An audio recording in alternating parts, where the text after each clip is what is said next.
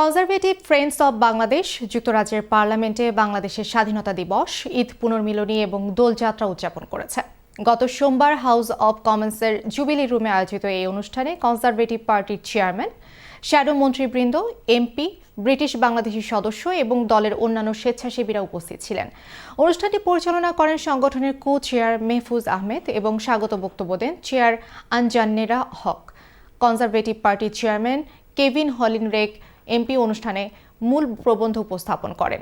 আরও বক্তব্য রাখেন shadow development minister Wendy Morton MP, shadow housing and communities minister David Simmonds MP, Dame Harriet Baldwin MP এবং Bob Blackman MP. বক্তারা বাংলাদেশ ও যুক্তরাজ্যের ঐতিহাসিক সম্পর্কের কথা তুলে ধরে বলেন, ব্রিটেন একটি সমৃদ্ধ ও স্থিতিশীল বাংলাদেশ দেখতে চায়। অনুষ্ঠানে উপস্থিত ছিলেন কমিউনিটি নেতা ও কনজারভেটিভ ফ্রেন্ডস অব বাংলাদেশের vice president Bazlur Rashid MBE, councillor Selim Chowdhury, Abdus Samad, deputy chair Sujit Sen, Shamsul Islam Selim, সাধারণ সম্পাদক সুহানা আহমেদ ও কোষাধ্যক্ষ হুসেইন রহিম সহ আরও অনেকে। Well, I think we have over the last 20 years, we have had that relationship.